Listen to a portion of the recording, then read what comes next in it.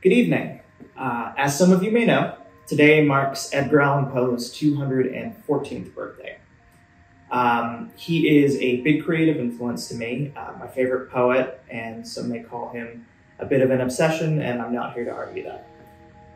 In recent years, it's become a tradition for me to read The Raven on his birthday, and this year I'm going to continue that tradition, but post it to the Sound Scary YouTube channel. So for everyone watching, thanks for joining us.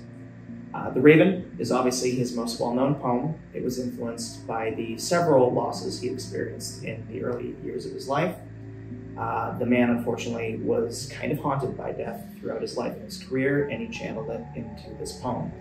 In fact, he was so synonymous with this poem, his original grave in Westminster Burial Yard, before they moved him, has a raven on it. So, in the spirit of Poe and his birthday, please enjoy The Raven.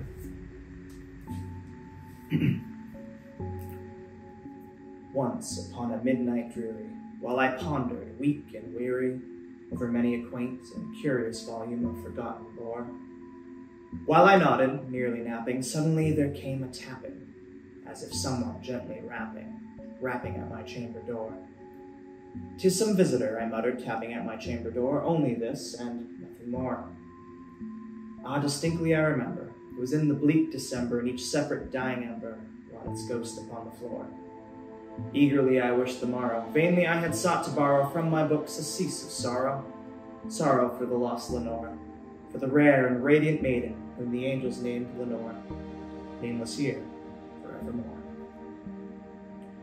And the silken, sad, uncertain rustling of each purple curtain filled me with fantastic terrors never felt before, so that now, to still the beating of my heart, I stood repeating, "'Tis some visitor entreating entrance at my chamber door, some late visitor entreating entrance at my chamber door.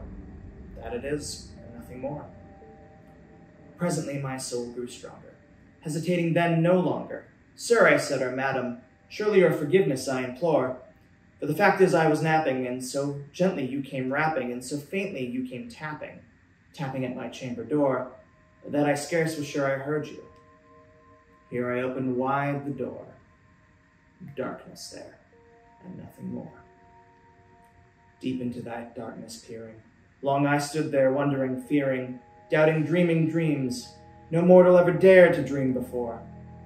But the silence was unbroken, and the stillness gave no token, and the only word there spoken was the whispered word, Lenore. This I whispered, and an echo murmured back the word, Lenore. Merely this, nothing more. Back into the chamber turning, all my soul within me burning. Soon again I heard a tapping somewhat louder than before. "Surely," I said, "surely that is something at my window lattice. Let me see what then thereat is, and this mystery explore. Let my heart be still a minute, and this mystery explore. 'Tis the wind, and nothing more." Open here I flung the shutter, when, with many a flirt and flutter, in there stepped the stately raven of the saintly days of yore. Not the least obeisance made he, not a minute stopped or stayed he, but with mine of lord and lady, perched above my chamber door.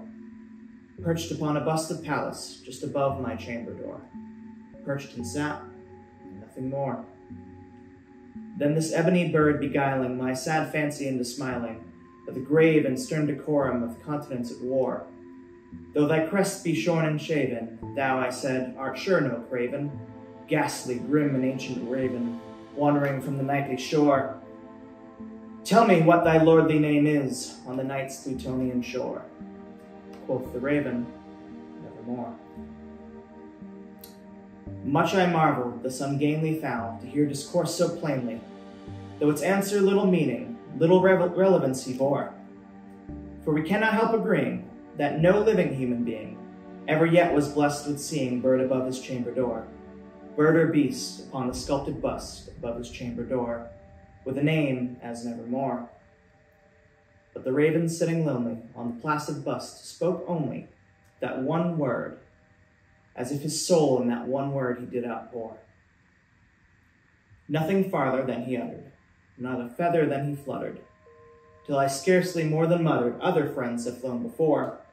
On the morrow he will leave me, as my hopes have flown before. whom the bird said, nevermore. Startled at the stillness broken by reply so aptly spoken, doubtless, said I, what it utters is its only stock and store. Caught from some unhappy master, whom unmerciful disaster followed fast and followed faster, till the songs once burden bore, till the dirges of hope that melancholy burden bore, of never, nevermore. But the raven still beguiling my sad fancy into smiling, straight I wheeled a cushioned seat in front of bird and bust and door. Then upon the velvet lining I betook myself to linking. Fancy unto fancy thinking of what this ominous bird of yore, what this grim, ungainly, ghastly, gaunt, and ominous bird of yore meant in croaking nevermore. Then I sat engaged in guessing, but no syllable expressing, to the fowl whose fiery eyes burned into my bosom's core. This and more I sat divining, when with my head at ease reclining on the cushioned velvet lining that the lamplight gloated o'er, but whose velvet lining, with the lamplight gloating o'er, she shall press, nevermore. Then methought the air grew denser, perfumed by an unseen censer, swung by seraphim whose footfalls tinkled on the tufted floor. Wretch, I cried, thy God hath lent thee, by these angels he hath sent thee, respite, respite and nepenthe from the memories of Lenore. Quaff, oh quaff this kind nepenthe, and forget this lost Lenore. Quoth the raven, nevermore. Prophet, said I, thing of evil, prophet still if bird or devil, whether tempest sent or whether tempest tossed thee here ashore. Desolate, yet all undaunted, on this desert land enchanted, on this home by horror haunted, tell me truly, I implore. Is there balm in Gilead? Tell me, I implore. Quoth the raven, nevermore. Prophet, said I, thing of evil, prophet still if bird or devil, by that heaven that bends above us, by that God we both adore, tell this soul, with sorrow laden, within the distant Aidenn, it shall clasp a sainted maiden, whom the angels named Lenore. Clasp a rare and radiant maiden, whom the angels named Lenore.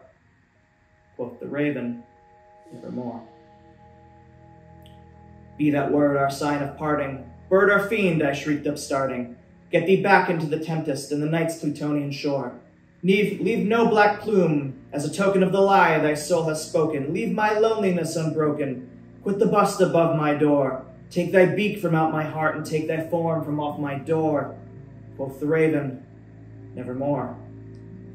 And the raven, never flitting, still is sitting, on the pallid bust of Pallas just above my chamber door. And his eyes have all the seeming of a demon's that is dreaming, and the lamplight o'er him streaming throws his shadow on the floor. And my soul from out that shadow that lies floating on the floor shall be lifted nevermore. Good night.